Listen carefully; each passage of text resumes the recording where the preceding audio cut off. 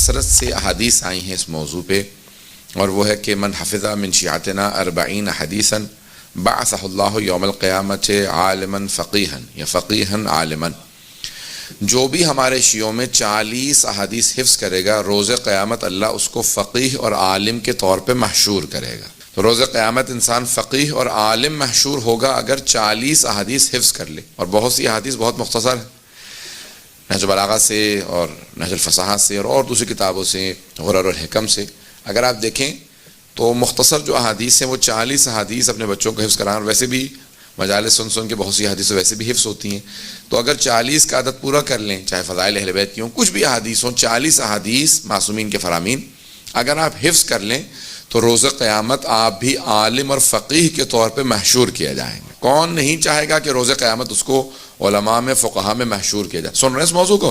40 احادیث حفظ کریں، لیکن البتہ عربی کے الفاظ، معصوم کے الفاظ کا حفظ کرنا زیادہ ضروری ہے۔ جیسے قرآن کی آیات کا عربی ہی میں حفظ کرنا بہت ضروری ہے، ترجمہ حفظ کرنا کافی نہیں ہے۔ جیسے انگلش میں یا اردو میں آپ کسی آیت کو حفظ کر لیں، وہ حفظ قرآن شمار نہیں ہوتا، ثواب ضرور ملے گا، لیکن حفظ قرآن تبھی ہے جب آپ عربی کے الفاظ کو حفظ کریں۔ اسی طرح سے معصوم کے الفاظ وہی عربی کی حدیث ہے، اس کو اردو میں یا انگلش میں ترجمہ آپ ٹرانسلیٹ کرنے کے بعد حفظ کر لیں تو وہ ثواب نہیں ہے جو عربی کے الفاظ کے حفظ کرنے کا ثواب ملے گا۔ عزیزان گرامی، معصوم کے بہت سے فرامین بہت مختصر ہیں، لیکن 40 احادیث، جیسے من کنت مولا فہذا علی مولا، یہ سب کے ذہنوں میں ہے، یہ ایک حدیث ہے۔ انا مدینہ العلم وعلی بابھا، حدیث ہے۔ امیر المومنین کی حدیث ہے، بہت زیادہ حدیث ہے۔ فضائل اہل بیت علیہ السلام کی ہے کہ فاطمہ بضعۃ منی، حدیث ہے۔ عزیزان گرامی، احادیث بہت زیادہ ہیں، الحسن والحسین سیدہ شباب اہل الجنہ، حدیث ہے۔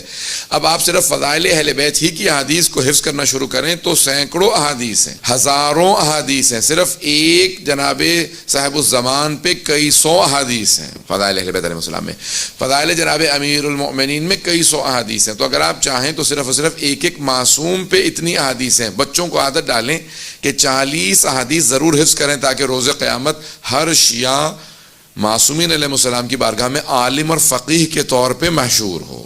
معصوم کے اقوال کو حفظ کرنے کی زندگی میں برکت